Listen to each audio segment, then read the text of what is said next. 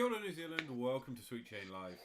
My name's Matt Drake. This is episode 156, and I'm joined this evening by Morgan Hartfeld. Good evening, Morgan. Hey, this guy. Yeah. Hey, Matt. How you doing this week, my man? Very good. Now, our shirts look like there's a mirror down the middle because you've got yours on the right way around and I've got mine on inside out, it seems. I haven't. Simply, my camera's flipped. And my knowledge, my working knowledge of Skype is so bad, I haven't figured out how to do it, or how to flip it back. So I've got to try and. Hang on a minute. Maybe. Wait a minute. Well, while he's doing that, guys, welcome to the show, everyone. It's great to have you back for another episode. We're really excited for tonight. And tonight's guest, who I'm sure Matt will introduce soon once he's stopped being Spider-Man and being upside down. I didn't mean to do that. It's a very warm day here in Queenstown, and I've just had to go and wash my face quickly before the show because it is still sweltering. There we go. I think I'm back.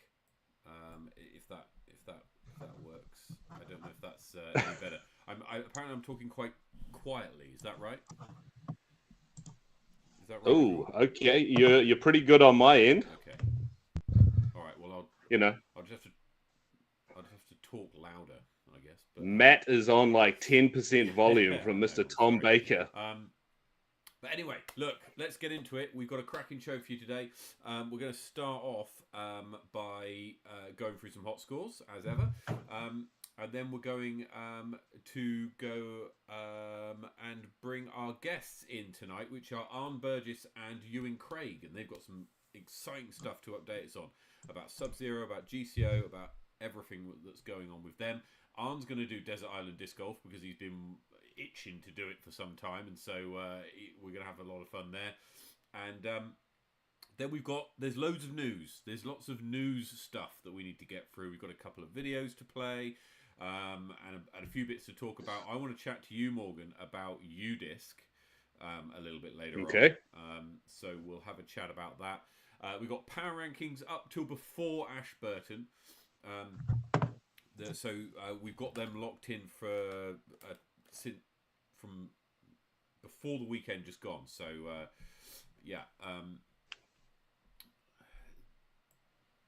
don't know if that's any better for people.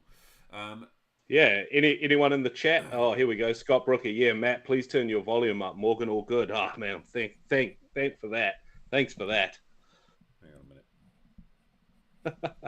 Guys, I'm going to break down the fourth wall here yet again, as I seem to have done a couple of weeks in a row here.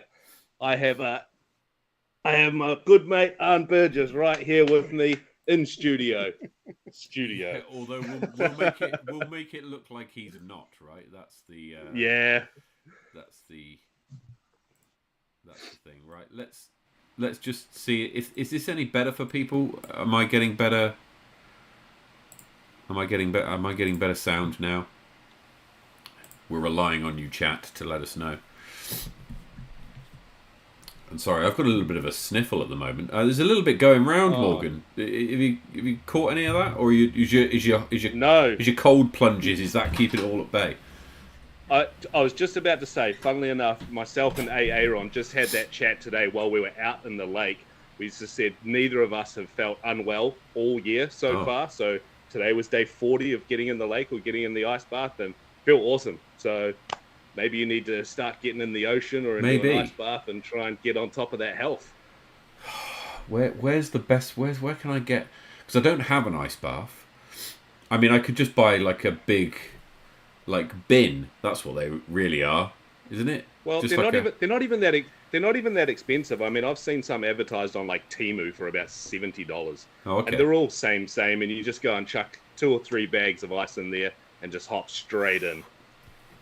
I think I'd rather jump in the ocean, honestly. Yeah, fair. But to do that, I'd have to go for a drive over the hill, and then down to probably Petone Beach down by Hikoikoi is probably the closest place, and that's But anyway, see now that's my problem with the gym. I've got to drive there. I definitely don't drive past it ever, but I drive past the lake every single day. So Excellent. No excuses. Right, well, let's get into it then. Let's get into it. Hot scores, Morgan. Let's go. Yeah, let me just quickly flick over to my other page there, and we're on hot scores. I'm going to be looking slightly off to my side, guys. I've got the hot scores up on the big screen off to my left here. But starting as ever down in Queen's Park, and my man George Moss taking it down this weekend with 14 under par. Hot shooting there, Mossy. Chingford Park up in Dunedin, there we've got Mr. Chris McLean. Haven't seen you for a while, sir, but he shot a -1 this week. And staying in that district at Brockville, we've got Mr. Tom McKay and Nicholas McDermott, along with the Whistling Kite, all shooting a 5 under par this week. Headed into my neck of the woods at the Queenstown Gardens, we've got Michael Sharkey on a 10 under par. Good score there. Tucker Beach, and we've got Logan Honey with a -4. It's a good score for this week. Ely Point over in Wanaka, Michael Sharkey again. I don't know who this is. Does anyone in the chat know a Michael Sharkey? Can you fill me in? I think he might be a traveller, like a tourist. There's a few of those in Queenstown. But he shot a 5 under par along with John Menzies, also shooting 5 under par at Ely Point. Lismore, as always, Mundo McDisc shooting a 9 under par. Then we're heading a bit further north to Jelly Park with Matt Vanort shooting a 12 under par this week. Jeremy Brockenshire has the keys at Ascot Park with a 7 under par. Queen's Park Reserve, 5 under par for Hanafi Zwart. And Mitch with an 8 under par at Taylor River rounds out the South Island. That's a good score. Just in case. How are we looking in the north? Well, just in case you weren't sure, I'm just going to update you here that Michael Sharkey is actually from Manchester in the UK, so he's probably here on holiday. 963 rated and the reigning MA1 DGA Essex Open champ. So welcome to New Zealand, Michael. Good to see that you. Shout out to you. Carving it up. Let's have a look up the North Island then. We've got, starting off in Berhampore, we've got Boom Boom Brett Carlisle and Liam Haberfield. I want you to remember that name. Scoring 7 under par in Wellington. Over at Hikoi, it's the CEO, Lottie Pepper, hits 5 under par. And up at Harcourt Park, Johnny Wake and Andy Davey hits 7 under par. Up at Linklater, it's that man again, Johnny Wake, hits 12 down. And at Maryland's Jason Gray hits a 5 under par. Spa Park belongs to George and Nicholas with a 64 plus 3 along the black layout. And Ali Simpson hits 7 down up at McLaren's.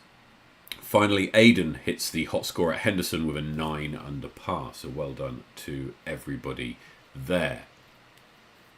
Now, we'll come back to a couple of those names a little bit later on when we go through our upcoming tournaments. So yeah.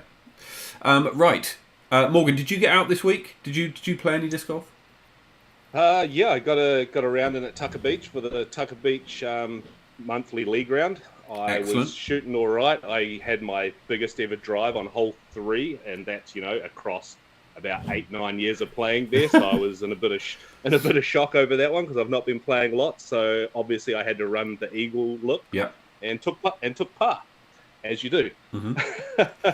But outside of that, no more disc golf for me. It's been another busy week at work, and just getting out on the lake, man. Yeah, it's taking up all my time. Yeah, good stuff. Yeah, I mean, unfortunately, I'm the same, but for different reasons. I've not managed to get out this week, which is a bit disappointing. However, it is Hosker this weekend at Hikoikoi in Wellington on Saturday morning, which is like the monthly or one of the monthly club rounds that Wellington run, and it's run by Josh Groot. He runs it on it's Saturday morning, 9:30. You play a themed round of 9 where you play like a putter only or a bag swap or something like that, and then you play a championship, which is everybody, playing their best round of 9. Bag tags are on the line. I got bumped down to 21 on the moonshine thing, so I'm keen to break back into the top 20. So yeah. But that's Saturday morning for anybody in Wellington who is short of something to do. Get involved, Wellington. I mean, just looking back to last week's show, and you guys having 90-something people for that. Incredible numbers. Yeah, incredible numbers. Yeah. So, right. Let's bring in our guests. Tonight we have Arne Burgess and Ewan Craig. Good evening, gents. Sorry, on Ewan to get it right. I think Ewan might be on mute. Good, mate. Good, Arne. Well, hey, Arne. No, I'm Oh, you here. are here. Excellent. He's the And through the trickery of camera trickery, you can see Morgan down in the bottom right and Arne very prominent in the left-hand side of the screen. They are in fact inches from each other on Inches. on Morgan's couch. So we've played a bit of a trick on you there. How you doing? How you doing today, Arne? hot. It's hot, eh? It's real hot. It's a pretty warm day. And how about yourself, Ewan? You had a good day, my man? Yeah, man, busy as like always. So Mate, yeah. From what I hear, and I've only seen a little bit of it because we don't live in the same area, I hear you are basically the hardest working person in Christchurch, not just in disc golf, but also in your day job, racking up 60, 70-hour weeks and then hooking into disc golf right after it. Yeah, we're middle of peak irrigation season still for another 4 to 5 weeks. Pretty well. Saturdays aren't uncommon, and running back, 6 till 6 during the day, so it gets done. Yeah. That's mate, crazy. we've heard Somehow. I've heard from multiple people, mate. You are the backbone of Christchurch disc golf, and where all the work truly gets done. So props to you on that one. Yeah, cheers for that. Good stuff. Good stuff. So, guys, you've been. There was an announcement last week. Morgan shared it with us that you guys are taking over Sub Zero. So let's start there. Talk us through a little bit about, how that's kind of come about and what's going on. Well, I suppose I can start. Look, how's that? Yeah, you're good. Sub Zero was one of my favourite tournaments last year. I went into it thinking, being promised that there'd be snow. So I went out and bought about $700 worth of snow gear, only for it to be about 15 degrees. But I love Omarama and love the weekend. Real good night. Forget what that pub's called, but it's memorable. Sometimes. And yeah, I've obviously just recently moved to Queenstown and live probably 15 doors down from Morgan. And we've been frequenting the lake and the pub across the road from the lake. And he sort of said, hey, would you be interested in running Sub Zero this year? And so it was like I don't know how to say it, a guy without a security. He did say that. I think that was the first thing you said was, I will, but not without Ewan. Tell us why, though. Why would you not do it without Ewan? Yeah, I mean, I think Sub Zero is an interesting tournament, and it's a tournament that, as a new TD, I don't need to change the course at all. I think the course is pretty good, other than hole 1, but it's one of those holes that you want to go and have another wee crack at. I think even Seb Falconer took a 10 on there last year, and he ended up winning it. And so we've got the advantage of having a course that we don't have to do much, an absolute workhorse, and a mate with Ewan to help me run it. And between me and Ewan, we sort of our thoughts align and stuff like that. So we just thought, what else can we bring to it? And we're not going to do much, but we've got one particular thing that I think people will be really interested in. Okay, can you tell us what it is? No. No. I'm going to let you behind the curtain a wee bit here because there was one caveat for me. Yeah. There was one caveat for me, and it was that the 11 that I got on the third day wasn't enough for hole 1, so there's a 75-metre pond going in. Right, off the tee. Yes, love it. Wow. Is that all the way to the Mando on the corner? No, that's probably more like 100 meters. Yeah.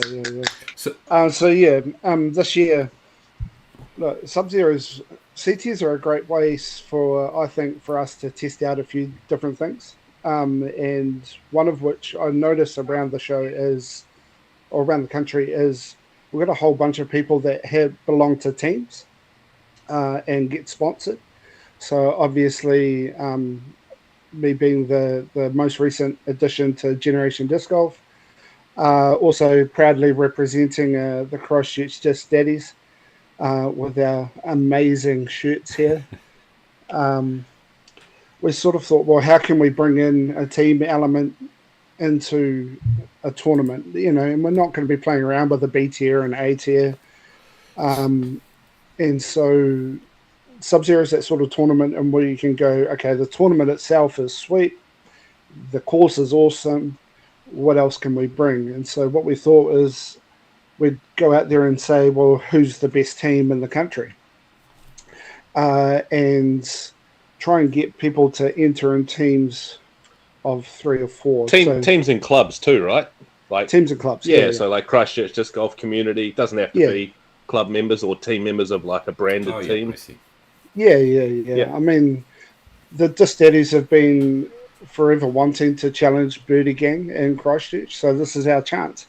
Are you saying they've been ducking you? That's what I'm hearing. It's great play of Birdie Gang, have you been ducking the Disc Daddies? So the way that it'll work is you'll play your tournament as per usual. So you'll play the tournament as an individual, you're into your division, so on and so forth.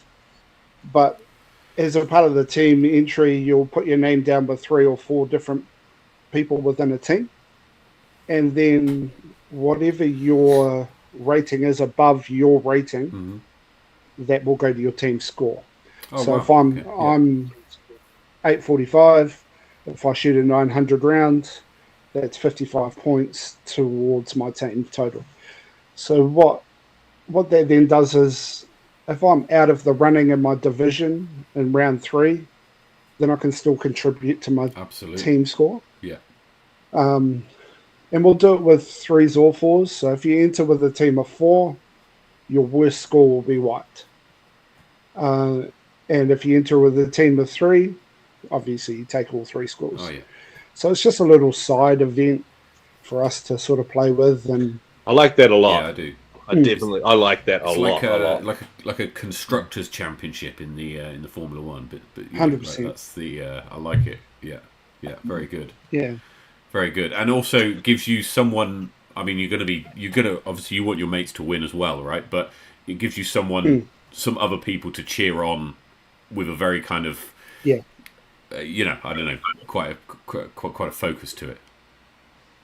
I mean, the Disc Daddies, we're pretty guilty of sort of trying to put off our mates during tournaments. Well, still sanctions, so you're going to have to watch that one.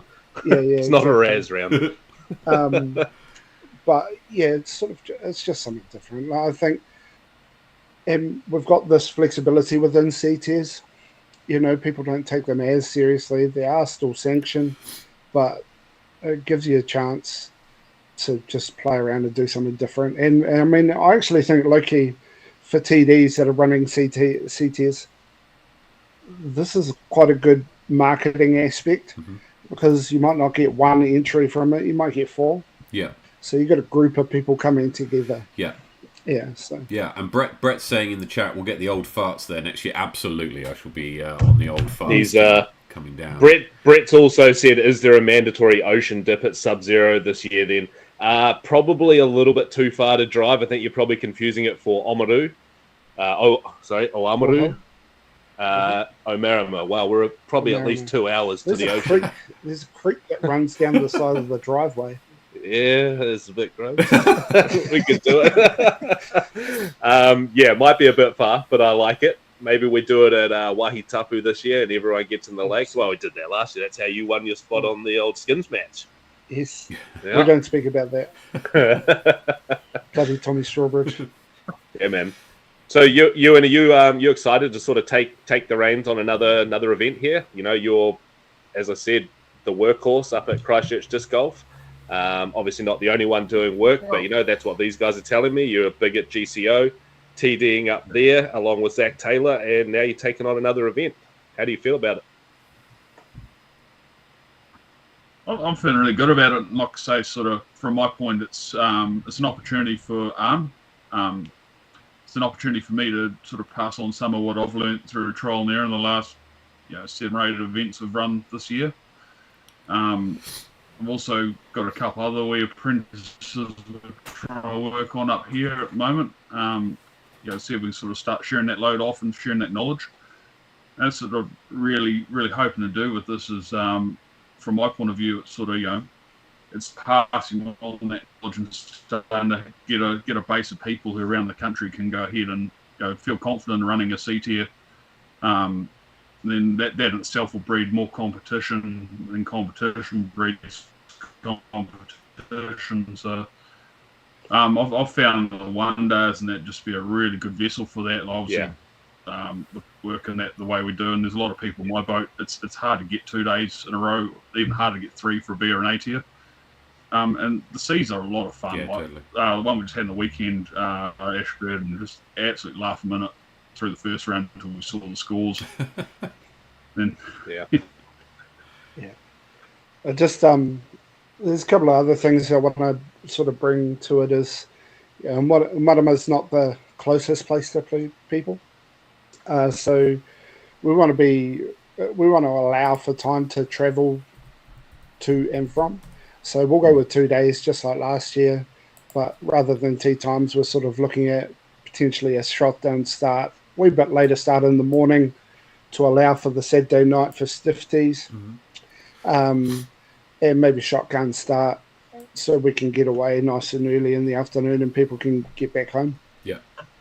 What are you looking at in terms of the timing?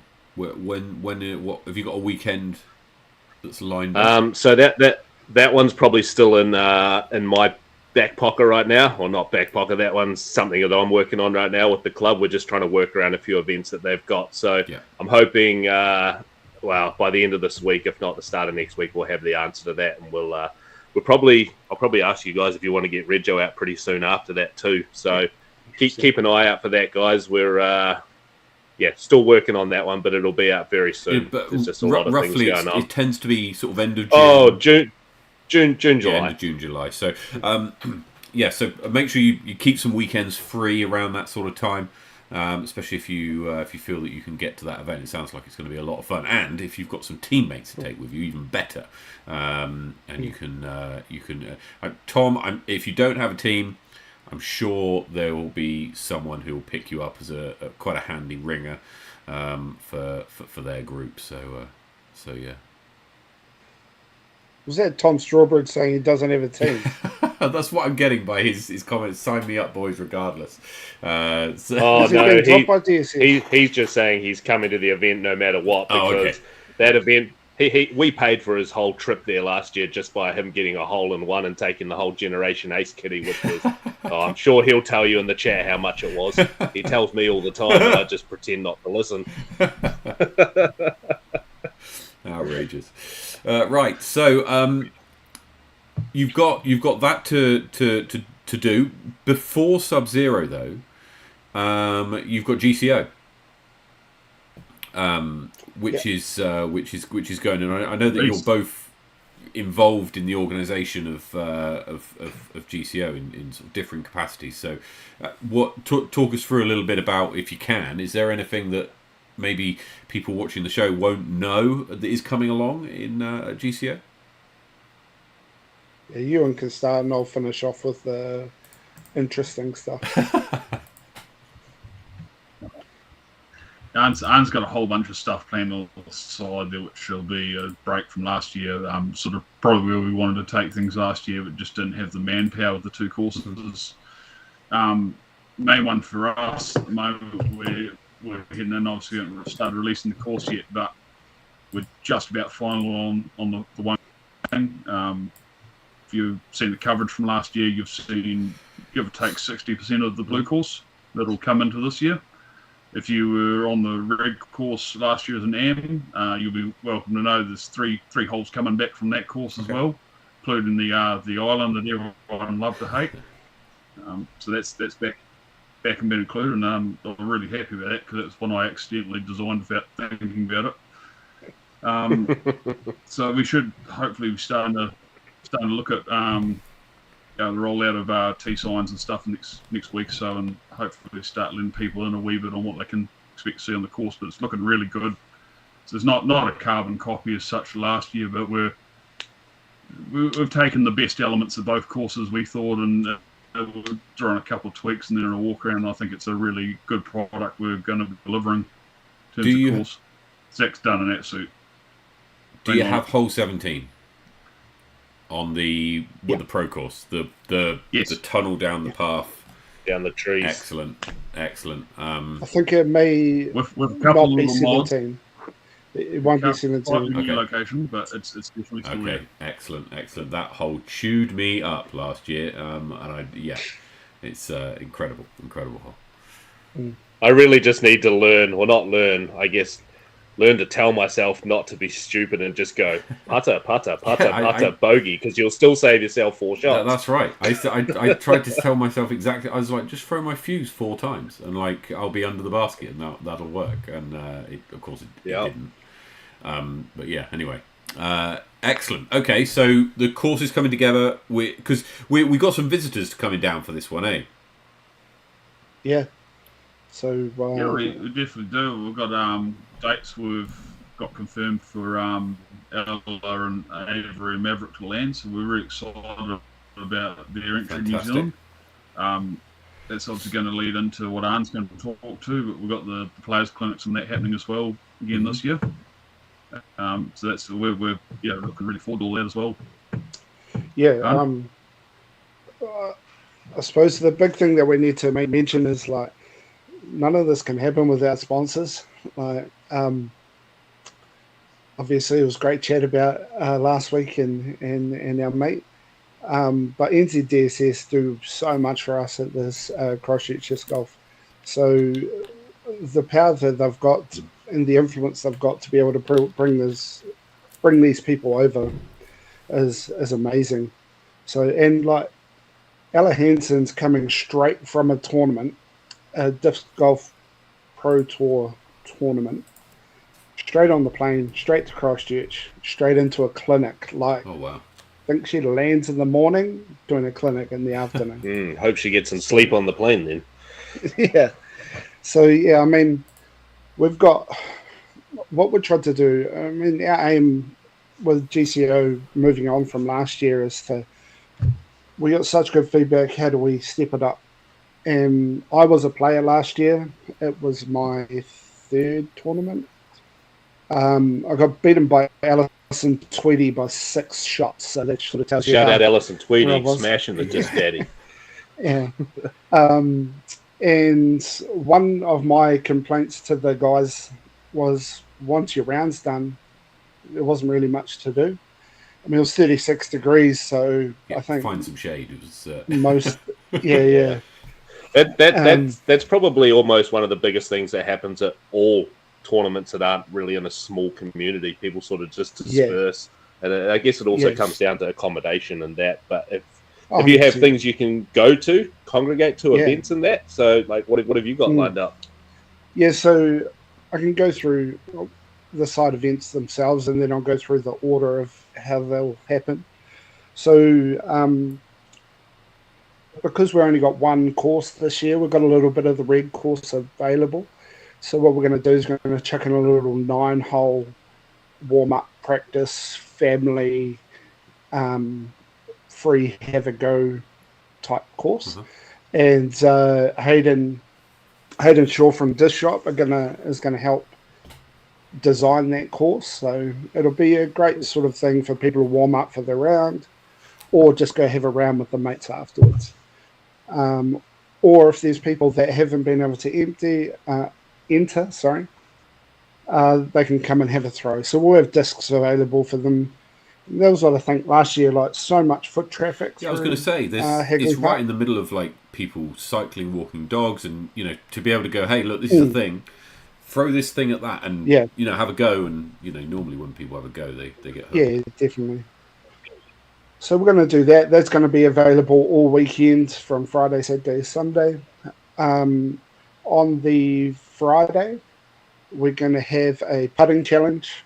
Now, everyone that enters gets a free entry, and you can set a score, and if you want to try and better your score, you can pay some money, put it into the pot, and you can try better your score. So what we'll do with the putting challenge is on day one, however many people can enter, then we'll take the top 50, and you play round 2 on Saturday. Then we'll take the top 10. You play round 3 for the finals on Saturday, and there'll be a prize for it and all that sort of stuff. I was just about to say, because people are going to be able to buy in for more chances, is that money going towards the kitty for that prize? Yeah. So we're it's going to go towards the pot, I suppose. The other thing we sort of thought is to come up with a GCO donated cause. We've got the fires that just happened up there, and obviously people are trying to put in courses and run clinics. We've got schools programs now. So there's a whole bunch of stuff that we can give to that anyway. But the majority of the money is going to go to the pot as well. So that's the putting challenge. On the Friday, because I missed last night's meeting, so I don't know if this is still current, but we're going to have reverse tee times.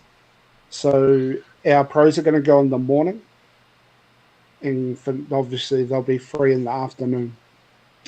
Is that still good, Ewan? Yep. Yeah, as far as I know, that's awesome. So that's the tee time starts for people on the Friday. Is that right? Friday. Yeah. So we want, and we're making a big deal out of our Hanson and our female players this year. So they're going to be our feature card. So they'll lead the tournament off. Oh, fantastic! First, so to speak. So what that then means is we're going to have some pros available in the afternoon. And I'm not just talking about Ella and Avery and Maverick and so forth. We'll have other NPOs and other FPOs available. So what we're going to do in the afternoon is the NZDSS Throw with a Pro CTP Challenge. So one of the things I felt with last year was, as a newer player, I was very nervous about approaching a pro. And so what we're going to try and do is we're going to give people a chance to line up and throw a CTP with a pro, take a photo, and move on. And, we'll have obviously Ella and Avery and Maverick. But, I'd love to have the chance to throw closer to the Johnny Wake. Than Johnny Wake. Yeah, Johnny. Doesn't go away. Yeah. So we'll do that in the afternoon. We'll grab however many pros that are keen to get into that and give people the opportunity to take a photo, throw a disc, and, record something for their Insta. So that's going to be on the Friday. Then on the Sunday, we have the Water Force How High Can You Hyzer challenge. And what this is one of Ewan's sort of like, hey, imagine if we did this. And so he asked his boss if he could borrow the crane from work. Right, okay. And we're going to dangle a basket. And we're going to have a wee challenge similar to the putting challenge, like the Pyramid of Power, but we don't need a million baskets to So you're going to suspend this... Your million baskets are going to be out on the course. Hold it. This basket's going to be suspended from a crane how high up? Like... It's like 6 meters. Okay. 8 meters. Yeah. I can get up to 8. Okay. 8. Just trying to... Right, okay. Yeah. And she's on a cable, so she's a bit of a finger. I can imagine at that height. Yeah. Yeah. So there'll be that to do on the Sunday as well. But the big thing for us is on the Thursday night, actually. And we're really lucky to have Robbie's Rickerton, which is Christchurch's premier sports bar, come along board and provide us a space on the Thursday night for us to have a tournament launch. Oh, fantastic. So... after practice, everyone's welcome to come back to Robbie's Rickerton. We've got our own private wee area. They'll put on pizza and a pint specials. They'll look after us there. Then yours truly will host a sort of live Q&A with Ella, Avery, Maverick, Connor and Seb. being Team Tasmania. Not too sure how popular Seb and Connor will be, but I'm sure there'll be questions for them. Absolutely. I think you'll be surprised. Yeah, totally. Yeah. I think you'll be surprised. They went through. Well, it's just another opportunity. I mean, they went through a hell of an ordeal, right? A couple of years ago, we followed it quite closely on the show. Yeah. They went through quite the grind. So I'm sure there will be some questions. So what it does is it just gives another opportunity for people to, like, we hold these people up and we really want to know a lot about them. Yeah. You know, I suppose it's the Māori in me that wants to know where people are from, where their people are from, where their family's from, that sort of stuff. So that's going to be really awesome. And then after the Q&A, we're hoping to have Sweet Shane's largest ever live audience. So we're sort of hoping. I was just about to say, I was just looking through the list and double checking. Matt, you're not playing, right? Unfortunately, the timing just doesn't work for me. So you leave. Right. You're putting this one on my shoulders. I'll be here live in the studio, and Morgan will be out in the field, broadcasting live with the largest live audience we've had. Sweet Shane's history. Okay, that's going to be. We can. Oh, great! Hey, I look forward to it. If we could fill this bar, we could convince them to put Sweet Shane live on all 19 big screens. That would be brilliant. Well, one thing I'm going to have to burst your bubble on is I'm not there on Thursday. I arrive at. I'll be here in the field.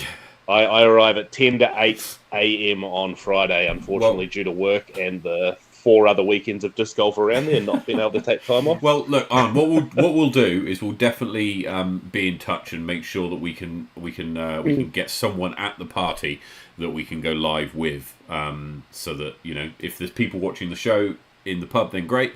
And we can have a chat to someone who's live there to capture the atmosphere for people who weren't able to make it. Yeah, I suppose the one thing from me is we really want to try and fill that bar, or at least our little garden bar part. So if you are travelling from outside of town, please reach out. The barman is really keen to help you out throughout the week, put on cheap meals for you, Fantastic. Look after you with the drinks, so on and so forth. And it's only just down the road from Hagley Park. Brilliant. Yeah, literally just down the road. Riccarton Road runs off distance. of Hagley Park, so it's just there, guys. Brilliant. Wow, guys! It sounds like you've got a whole packed week, and let's not forget there's also a disc golf tournament going on at this same weekend, right? So it's there's so much going on that's not the actual tournament. I think that's great, and it's especially good, I think, for people who might be travelling with players, or people who are going to their first event, perhaps. To get a bit more of an experience to their weekend, rather than it's all about the golf and the person playing. Yeah, absolutely. Matt, maybe we could even lock in a wee bonus edition of the show during the weekend where I can come live from Tournament HQ and have a chat with, Ewan, Arne, maybe some leading players, whoever I can collar up to come and have a chat with me. I think that's definitely possible. Keep an eye out, everyone, for announcements on that. Ewan's gone very small. Has he? Ewan, have you done something to your? No, he's out of frame on YouTube, mate. He's just off behind Arne. Oh, okay. That's right. He knows who the star of the show is.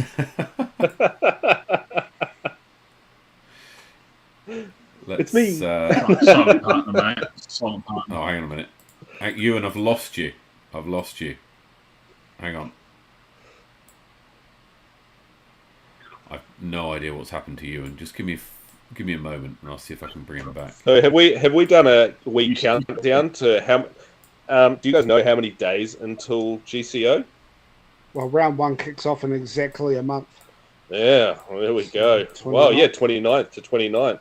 Oh, we're on a leap year this year. Yeah. Happy birthday to all you leap year babies out there. Happy first, second, third birthday. You can't be much older than that if you're watching the show.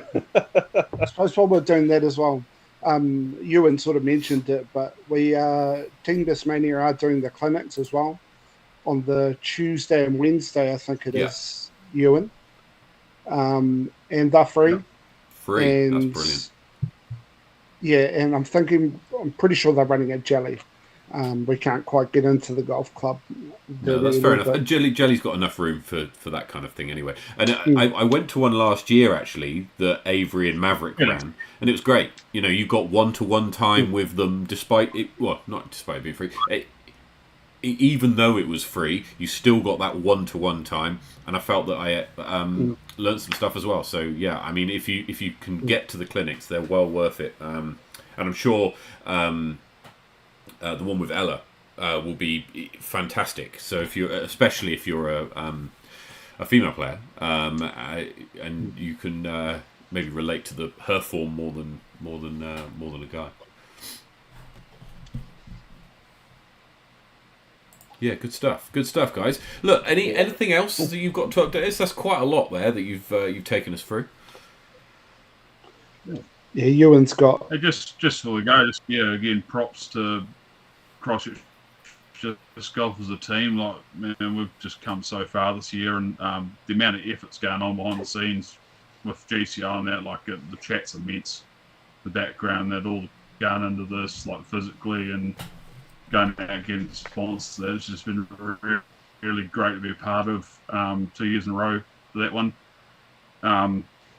Also got a few other things happening in the background. So I don't know if you've seen online, Locked In, Hamner again. That's going to be wicked. We're hoping better weather this time.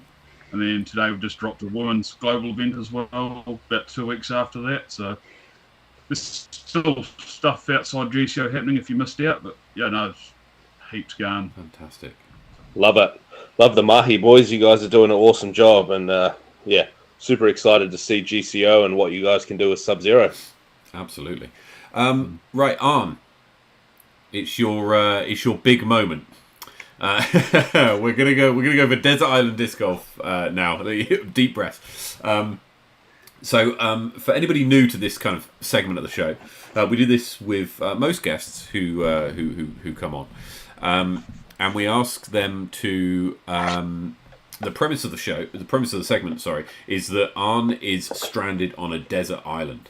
Now he can bring with him 3 of his favourite discs and 3 of his favourite card mates. His card mates can be real or fantasy. They can be alive or dead. They can be seasoned pros or people he knows. And so, Arne, why don't you take us through your discs that you've got for the disc golf course that's on this desert island? Cool. So I got told what my putter was going to be by Mr. Willie Taratna. Okay. So, he's in the chat tonight. Shout out Willie. He's going for a Berg. I'm going with a baseline plastic Berg. The thing's like a rock. It's barely even a disc. You throw it and it just falls over. I know a lot of people who throw a Berg. So in the wind, I can showcase it's from my amazing. side. So moving up, I'm a big Discmania thrower, probably influenced by the fact that GCO last year was my 3rd tournament. But my mid, no, I don't really throw mids. My fairway driver is a FD. Shout out Generation Disc Golf. Shout out. Stamp, lovely. So that's my mid. And then my driver, through virtue of the fact that it's the only disc I've ever thrown over 100 meters, is a Kahu XG Tawhiri Mātea. Very good. In wind, I can't throw the thing. It's got to be a The calm. XG is one of the XG is one of the most incredible discs that I've thrown. What's the dome like on that one there? It's not too bad. It's not too major, is it? No, that's nice. That looks like it would fit super pretty comfortably in the hand. Yeah, it does. So. Actually, I'm right here. I don't know why. So- Just hold it and check it out. Yeah. Those XGs, they're something else, eh? Yeah, I think, look, RPM have some low-key really good discs. I know that people have the ups and downs with them, yourself included, Matt. But for me, I actually love them. I throw, I think, probably 5 molds of RPM. And because I lose so many discs, they're easy to pick up. I'm with you on that one, man. Like I changed putter to a Tui a few years ago now, and I haven't looked back because I want my putters to be quite new, you know, and you recycle and just keep going through new ones so easily. They're so readily available. Yeah, absolutely. Okay, so I'm going to grab it because it's here. So I've just grabbed this out of my cart. I've putted with the same putter, the exact same piece of plastic, since 2020. In nearly every single round. Yeah. And I've played, I don't know how many rounds I've played since 2020, I don't know, 500-600, maybe probably a few more. I've used the same putters. This putter's putted about 7,000 times for me. Probably more, 8,000 times. And 8,000 putts and 500 rounds. I don't want to do the maths on that one. It's certainly hit the ground way more than it's hit the chains. But let's say, but still, I think I'm the opposite. I don't know. It's like if I lost it, I'm not sure what I'd do. So, yeah. Yeah. I mean, when I say I'm recycling through mine quite often, Matt, I'm talking like around a year, 7 months to a year. I mean, I'm using a medium plastic Tui. So I mean, and in Queenstown, our baskets have the little steel circles on the top. So if you hit that on the side, you get you probably won't be able to see it, but chunks out of them. Yeah. Fair enough. Fair enough. Yeah. Okay, Arne, who is with you on your desert island? Yeah, so I've put very tactical thoughts into this. Good, that's what we like. So my first card mate is Kristen Tatar for very obvious reasons. She's good at disc golf. Player. Yeah, yes, and she's my future ex-wife. So sorry, Bex. Outrageous. Yeah. Okay. Oh, she knows. Yeah. So yeah, Kristen's my number one. My number two is Simon Lizotte. Purely based on the fact that if I film a video with him in it, my subscribers will go through the roof, even though I don't have a YouTube channel yet. It will go viral. Yeah. And then there will be internet access on this desert island, so you're okay. Yeah, 100%. Yeah, cool. And then the third one is one that I really struggled with. So what I'm doing is I'm actually bringing Simon's kid, so that once we're finished disc golf, Simon has to go babysit. Or parent, and it'll just leave me and Kristen. Sorry, that's not how I thought this was going to go. I'll be honest. No, neither. Okay. To allow the inevitable. Good, Kristen. If you're watching, it's good. Come to New Zealand. Yeah. Come to New Zealand.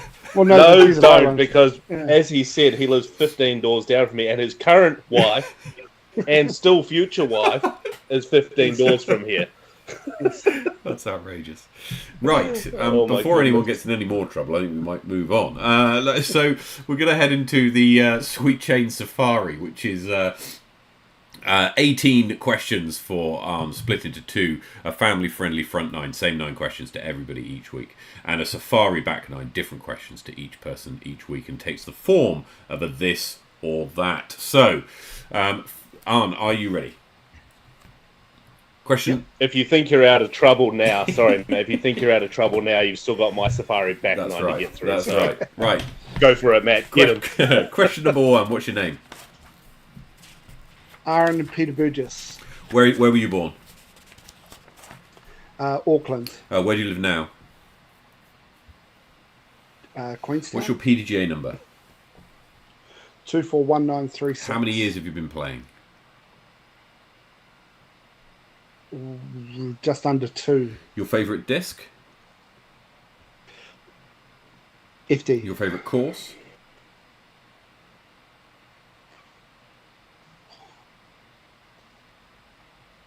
I'm going to say Sub Zero. Your favourite MPO player? Simon And your Lazar. favourite FPO player? Do you Kristen want Tatar. me to answer that? Excellent. Morgan, take us through the back. All right, Matt, and all right, Arne. Safari back 9. I will try not to get you in trouble with too many people. But first question, to party shirt or not to party shirt? Oh, no, 100% party shirt. Yes, good man. Yeah. Now, we haven't done one yet together, but sunrise or sunset lake swims? Set, not a morning person. Roger, noted. When you're out there on the course, do you prefer a backhand turnover or a forehand shot for the same line? My forehand's terrible, despite it being my only ace. So it's a backhand turnover. All right, something to work on. Perfect. Since you're going to be new to TDing, it's probably almost a tricky one to answer, but you're going to be looking forward to it. So would you rather play an event or be a non-playing TD? I'm actually leaning towards non-playing TD, but I've got some goals I want to tick off when playing. Cool. When you're setting up a course, I feel like this is actually a little bit irrelevant, but setting up a new temporary course for an event or modifying existing a course? No, new. My Brand new? daughter, yeah, my daughter says that my greatest fear in life is having the same dinner 2 nights in a row. So I hate the same things. Roger. Okay, you're originally from Auckland, correct? Yep. Auckland Blues or Canterbury Crusaders? No Blues, man. That's the end of the show. He's out. I'm done. He can't be in my house anymore. You haven't lived with Cantabrians. I've lived with myself, all right. Going on holiday, are you more of a beach holiday guy or a city break? Judging by that shirt, I think I know the answer. Maybe. Yeah, no, beach holiday. Beach holiday. All right, and then 2 to round out, and this is where we might upset some people. Queenstown or Christchurch? Queenstown. Oh, man. And sorry to Bex again, but Thailand trip with the boys or sister-in-law's wedding? Oh, I mean, that's easy. Not which one would you prefer, which one are you doing? No, If I can fit the Thailand trip in with the boys despite the sister-in-law's wedding, I'm going. My man. Sorry, Bex, he'll do whatever you want. Excellent. Look, guys, thanks so much for coming on the show tonight. It's been hilarious and a lot of fun. Very best of luck with the preparations for GCO. Sounds like it's going to be just something else, and we'll definitely tune in live from the party. So we'll be in touch about hooking that up. So yeah. So there's. I just want to touch back one thing. I forgot one event that Zach Taylor put up in the chat. Oh yeah. We're going to do an Easter egg hunt as well whilst we're playing on the Sunday. An Easter egg hunt. Yeah. So there we go. We'll put Brett was Easter asking eggs about around that. places, That's yeah. The weekend's complete. The weekend's complete. Yeah. Fantastic. Yeah. Fantastic. Look, so you're going to want to get yourself... Garden City Open sold out ages ago. There might be a wait list, probably is, but it's probably quite long. 19 Yeah, strong. I was going to say, if you're... But yeah, if you can't get in, take yourself a city break. Unlike Arne and his beach holidays, take a city break. Or you could get some beach in there too. Come and check out some disc golf. Come and play the extra course that they've got there. Come and watch some unreal disc golfers smashing that course and just, come and enjoy it with us. Absolutely. Thank you so much, chaps. We'll speak to you again very shortly, I'm sure. But for now, thanks very much and see you soon. Thanks, boys. Appreciate it. There we go. Morgan. Fantastic. Matt. Yeah, good. Yeah, it's going to be a great. It's going to be a great thing that they've. A great event, honestly. I was sent I've got a video here that I've been sent that I'd like to play, if I may, that's related to this. 1 second. See if I can get this to work. What have we got? What's up, guys? Yeah, what legends the disc daddies. Seeing what professional disc golf's all about there. Treat Avery well, and hopefully we'll get the DGPD there sometime. What's up, guys, down in New Zealand? So that was obviously Jeff Spring. I hope everybody heard that. I don't know if the audio came through. Let me know if it didn't.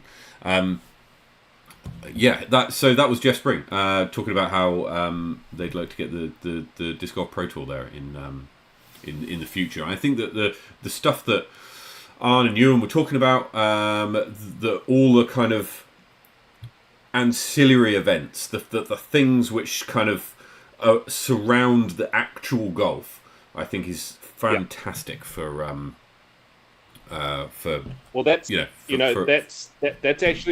that's probably the biggest thing when we look at the NZ Elite Series as a whole, which the Garden City Open is the fourth event on. Yeah. Is all of the extra things around it and player experience and building on everything around the event, not just the event itself, because it's super important for everyone to, come away from the weekend, no matter where they ended up on the ladder, to have had a great weekend, no matter what. So, yeah, these guys are putting in a hell of a lot of mahi, and I'm excited to get up there, back to my original hometown, and go and experience GCO for a second time. Yeah, absolutely. I wish I could be there. I should be watching from afar, eagerly looking at all the stuff, and obviously a bunch of the old farts are going. So I'll get some very honest views through them as well. So looking forward to it. Now, Morgan, we've got a couple of things to cover off. A few bits of news first up. I don't know if you saw this. Little Miss Disc Golf, Sarah Wadsworth, has been picked up by Kona's Crushers. Have you seen this?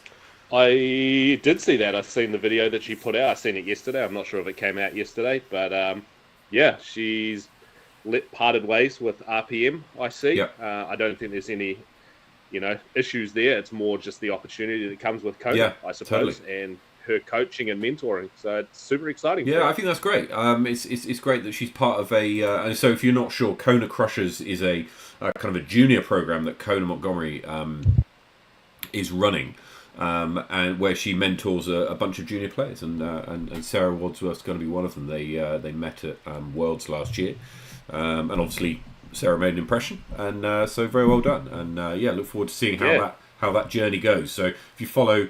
Yeah, go check out her social media. Exactly, yeah, absolutely. Go and follow Kona Montgomery and Sarah Wadsworth on your social channels if you want to stay up to date with all of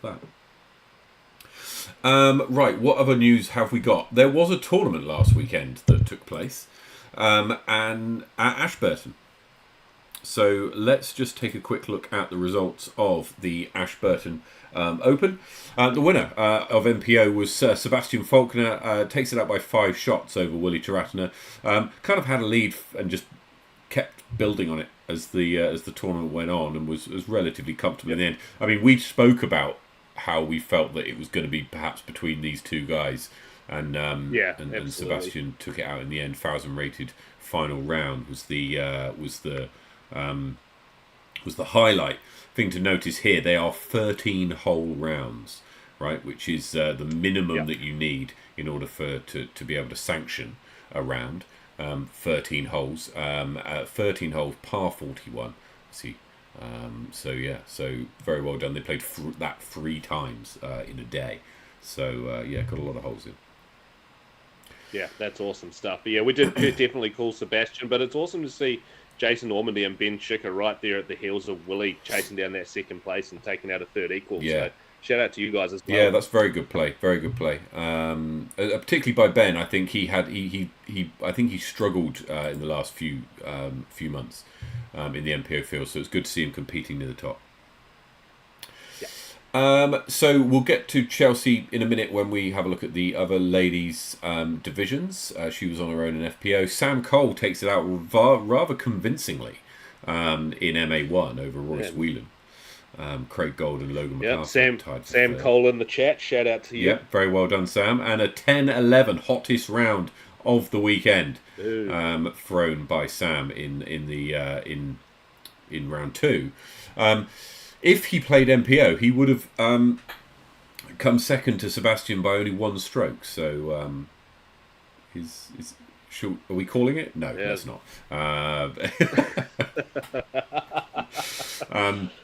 Not yet. Not yet. Do it again, Sam, and you're getting called out. But no, very well played. Very well played. That's incredible. To shoot a round 2 90 points above a 921 is very good. In MA40, the best division, Andrew Inch takes out the tournament with 2 strong rounds, bookending his tournament. So well done to him. Yeah. Well, that was 2 local players. I think both of those guys are from the Tynwald area where the course is.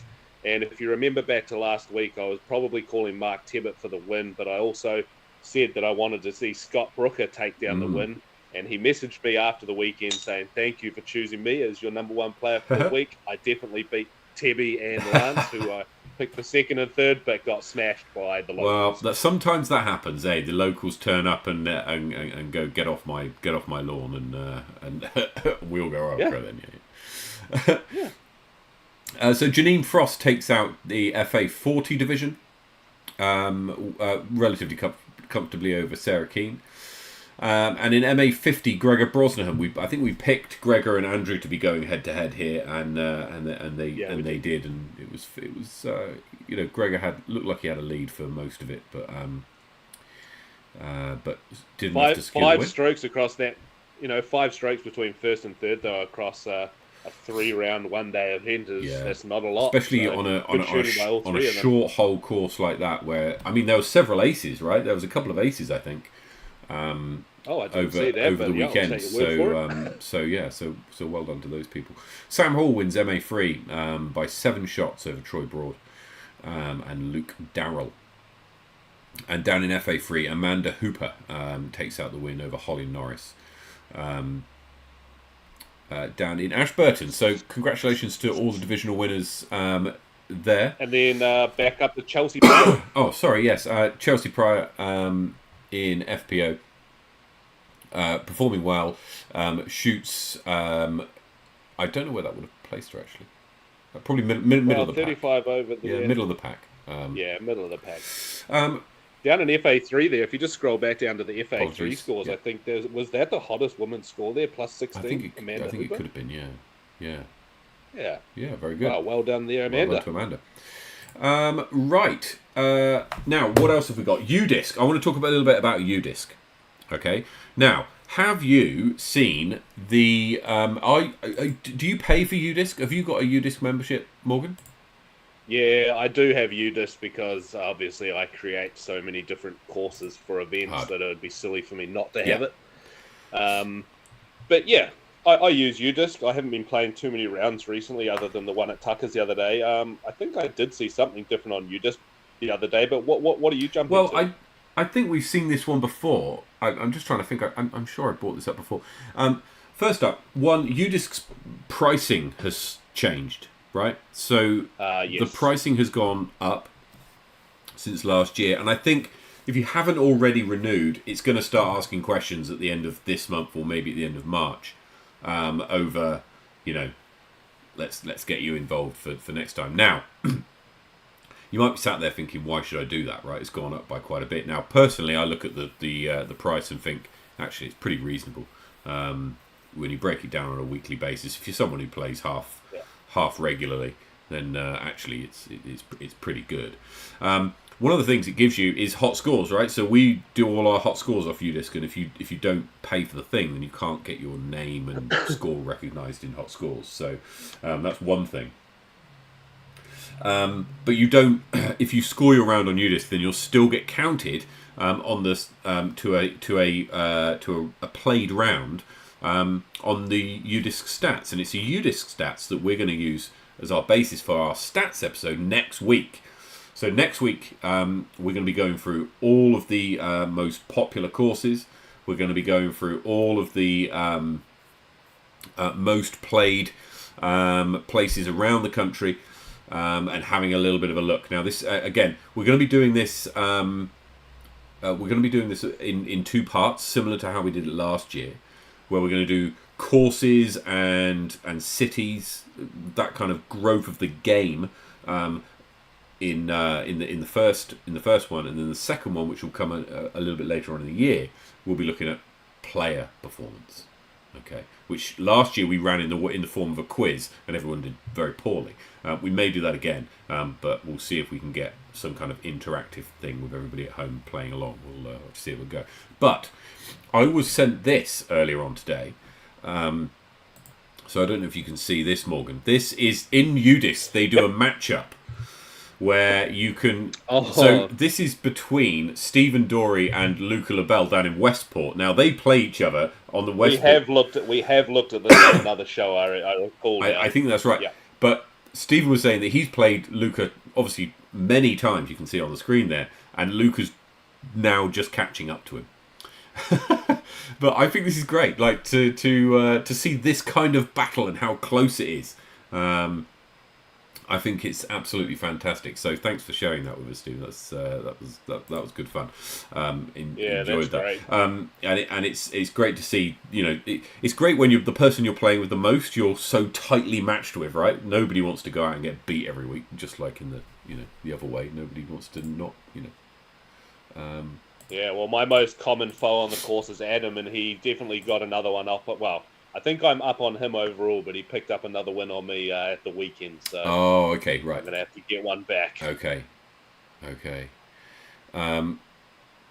Right now we've got something. You've got something that you wanted to play. Hey. The video. Yeah, the Wii Generation video. If you don't mind, a wee cheeky, shameless plug. I hope that this comes through the audio correctly. Actually, let me just see if I can.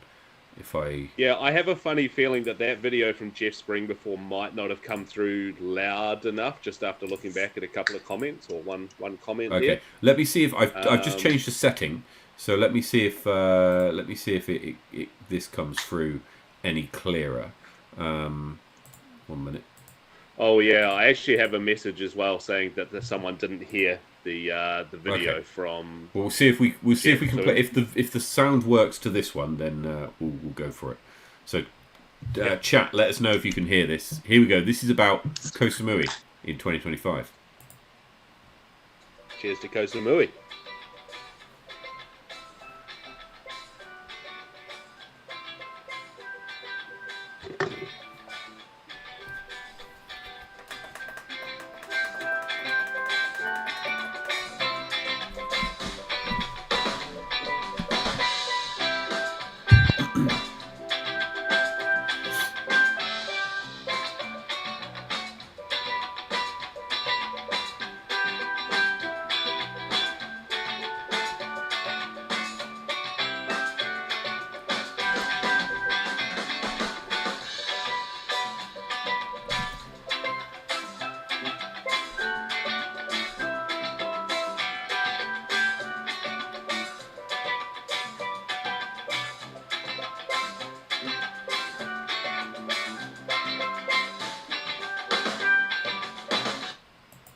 Wow.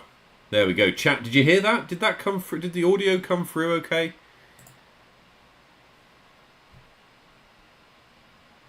No, Morgan's gone. I don't know where that's... Sorry, I muted myself because my headphones were so loud. I thought you might hear it. Okay. Chat, did the audio come through on that? Okay, it was. How would you describe the music in the background, Morgan? Tropical. Steel drums, that kind of. Yeah, you get the idea. All good. Yeah, okay, came for through sure. all good. Beach vibes.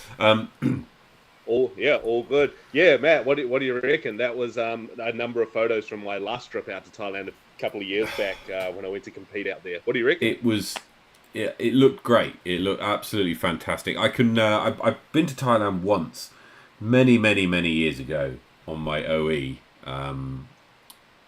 We're going back 2002, so it's a long time ago, and yeah, look, I'd love to go back, and if I was going to go back, I'd certainly go back for disc golf and to play a tournament or two. Yeah.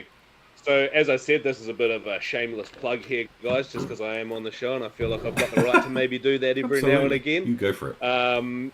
Adam and I are taking a tour group in January 20th to the 4th of Feb next year out to Thailand to compete at the Heisen Brownie event and the Samui Swine.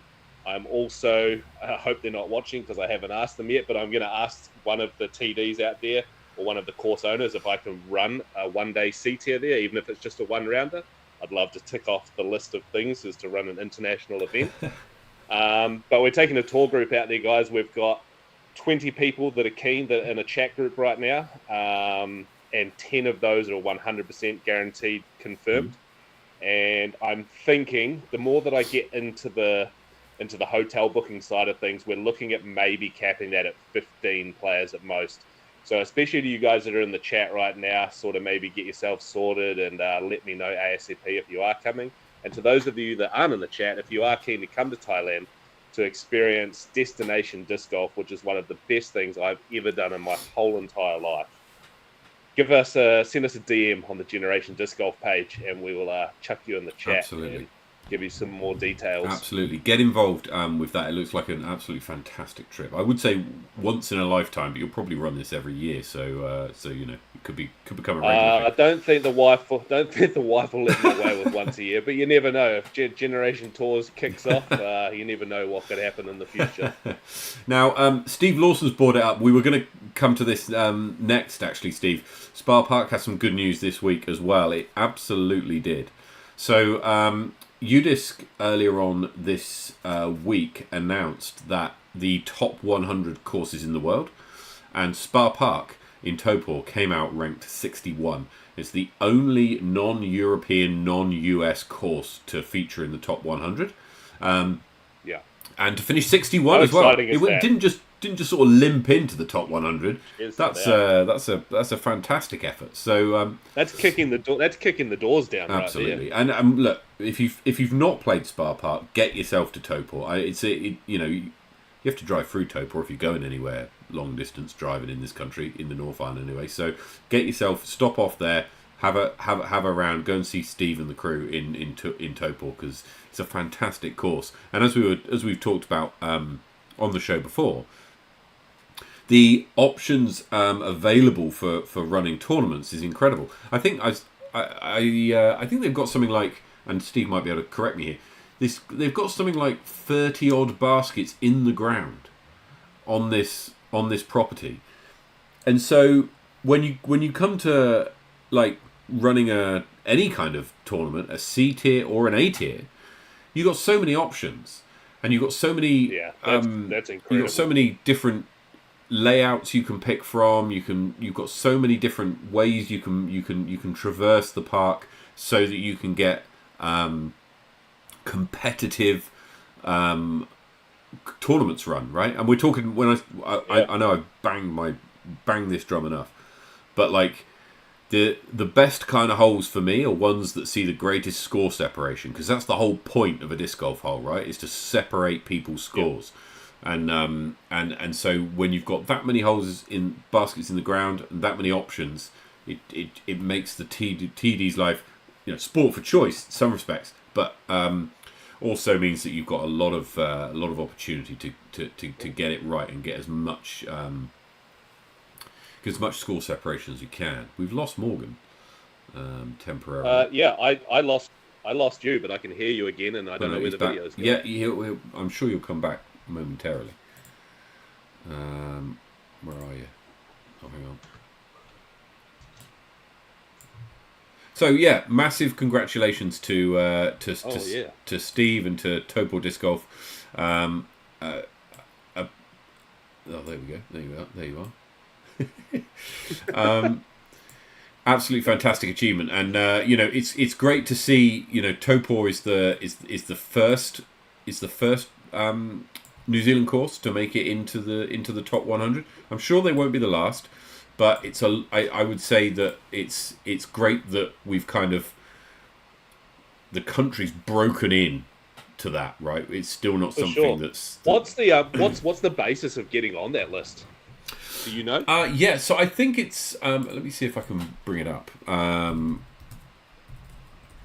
It's done.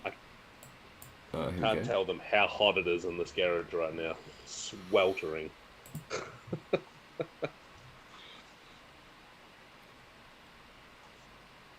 So it's ranked by people who rate the course on UDisc. Okay, So you know when you put in your when you go to a course and if you've played it for the first time, I think it comes up with a rank this course, and I think there's several different things that you can rank on, things like the layout, the facilities, the cleanliness, all that kind of stuff. And then what it does is it takes into account all of those things. I think it must put against like how often is it played. There's no point having a real good course if it's only played like once a year. Yeah.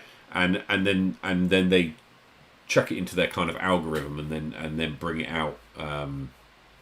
Bringing out the top 3 were all outside the US, and then the next bunch are in the US and New Zealand. Can you tell me what number 2 is, please? Because I did see a friend of mine over in Europe post that number 2 is his local course. Oh, it's the Heinola Disc Golf Park World. That's the one in Finland, yeah. That's right. Yeah.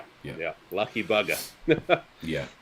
So yeah. Look, if you get a chance to play Topor, then make sure you do, because it's a fantastic course. And I went to the Thermal Throwdown there last year, and it was brilliant fun. Brilliant fun. They do a couple of tournaments each year, a couple for the AMs and a couple of bigger ones.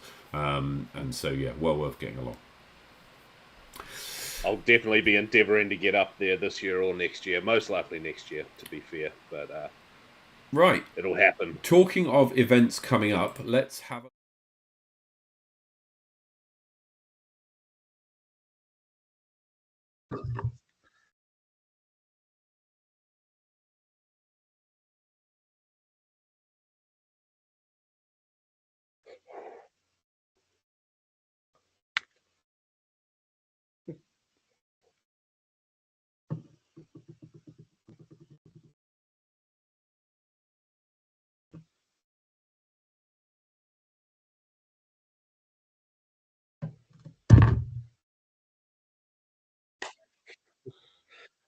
Yeah, that's fantastic. I love that.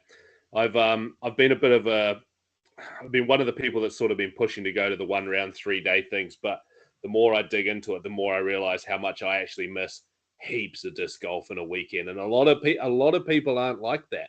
A lot of people are not like that.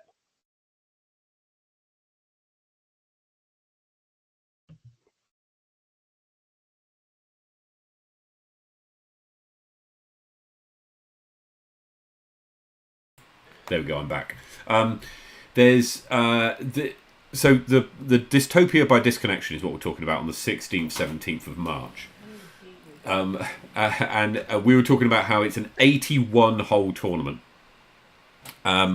You play 3 rounds of 27, 2 on the Saturday, 1 on the Sunday, and it's really divided the room in my old farts chat. A bunch of the people going, nah, I'm not playing that, not a chance. And some people are just like, love it, going for it, and I'm one of them. I cannot wait to go and play in Masterton. That's going to be fantastic. One thing I have noticed as well, we'll preview this in a couple of weeks' time, but just give me 2 seconds to pull something up here. Yeah, I think you guys could hear me, but I'm a big fan of a lot of disc golf in one weekend, as much as we can squeeze in there, basically. I'm not the most physically gifted person to traipse around a big old course all weekend, but I'll make it happen and I will enjoy it. So, yeah, we may see a few more of our events go in that direction just for a bit of a change of scenery as well. There's plenty of... lost Morgan on this one as well. There's plenty of spaces left in the tournament if you want to get involved, and you can make it to Masterton. Morgan, we really have. There we go. That's better. Just leave me out of it, Matt. It's all good. Something I did want to... I don't know if you've... So I'm really excited to see Liam Haberfield play. Have you heard of this name before? Well, you did sort of say earlier in the show to mark that name down. He got a hot score this week, right? He did.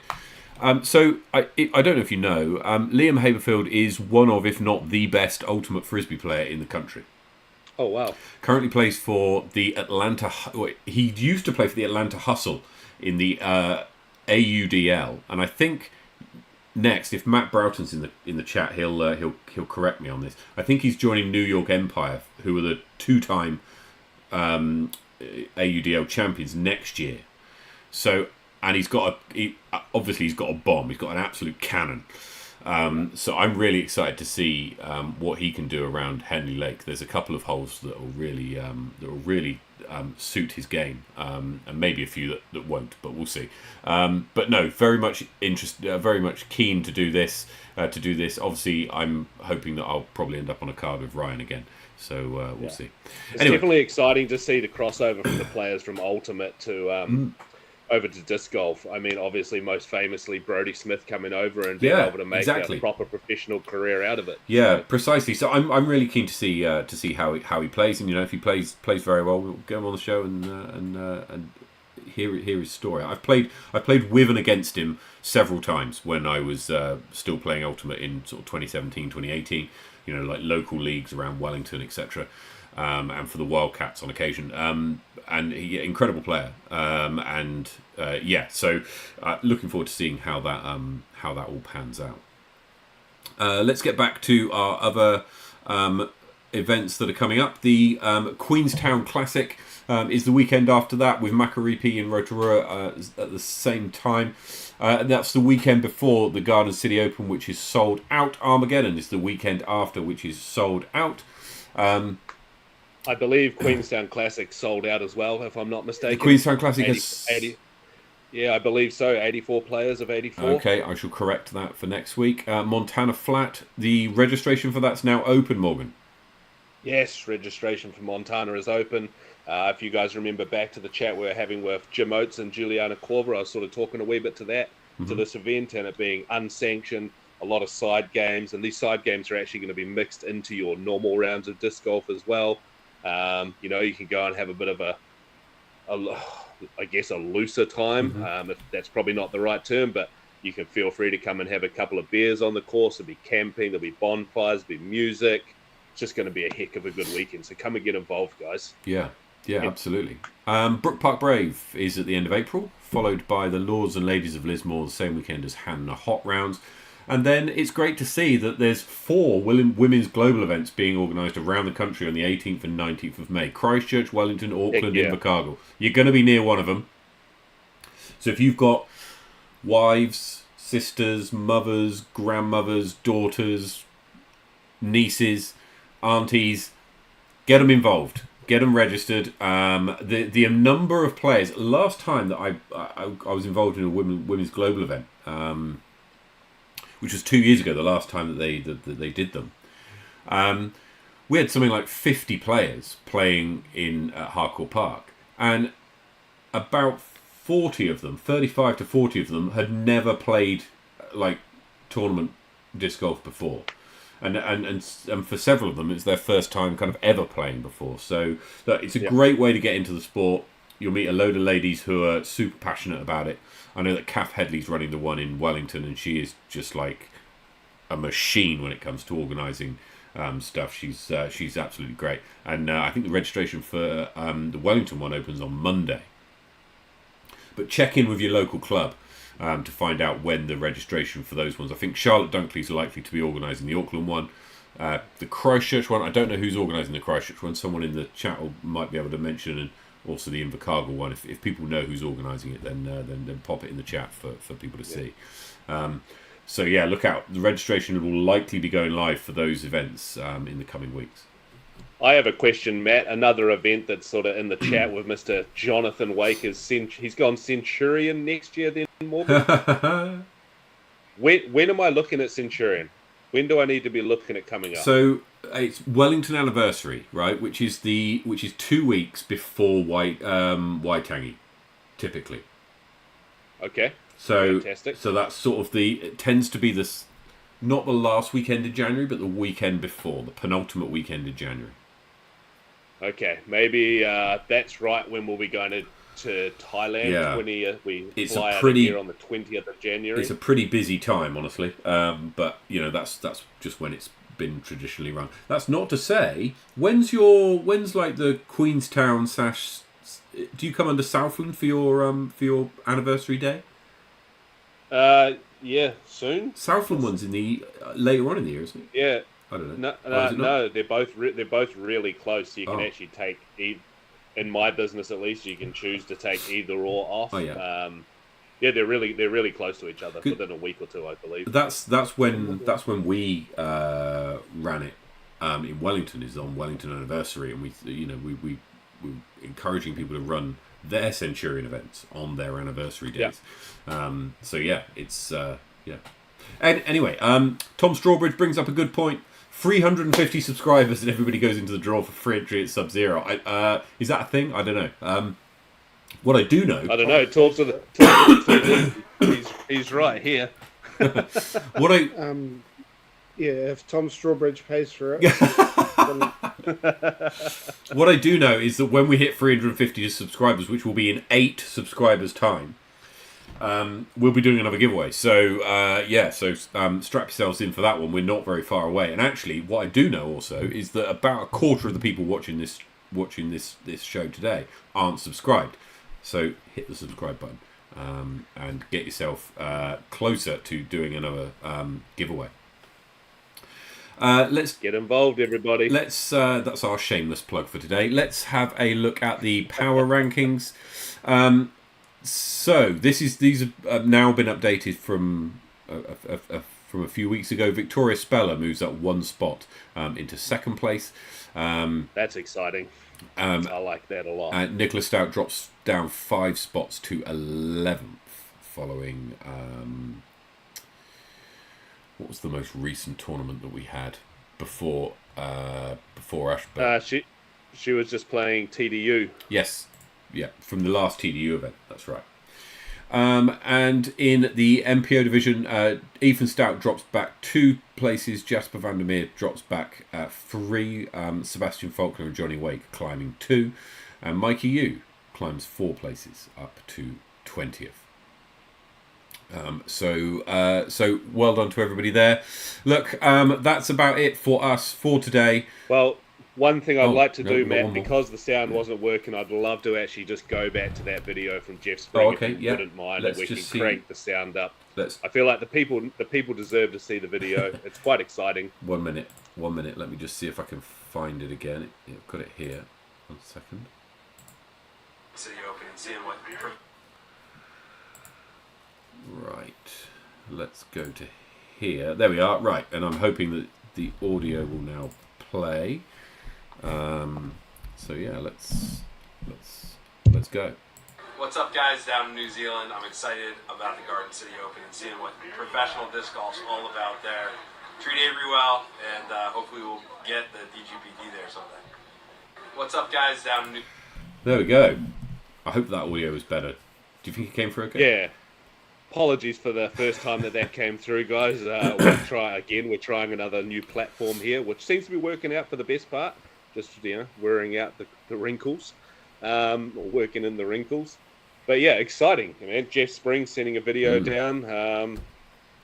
Obviously Avery's coming back. They've had Nate Perkins out here scouting out locations. Things are looking super positive on the Disc Golf Pro Tour side of things coming to New Zealand. So, yeah, just keep an eye out, guys. I don't know what else we can say. Keep an eye out. When you see Maverick and Avery on the course and Ella, make sure you're talking to them about it. Tell them how excited you are for that to come to New Zealand, because it would be huge for them and even bigger for our community. Absolutely. So, yeah, let's push that one. Okay, team, I think we're more or less done now. Thank you so much for tuning in. And next week, as I said, we've got our stats episode. So if you run a local club, or you're looking at putting a course in the ground, or you're having conversation with council, some of the numbers that we present in the show next week could really be of interest to you. It'll all be made available after the show. Of course, if you want to take it away and share, but we'll be doing, the data analytics team will be working overtime over the next week to put this all together for you, and Morgan and I will be talking through all of the numbers next week. But until then, very best of luck with whatever you're playing and wherever you're playing disc golf. Take it easy, play well, get some birdies, and we'll see you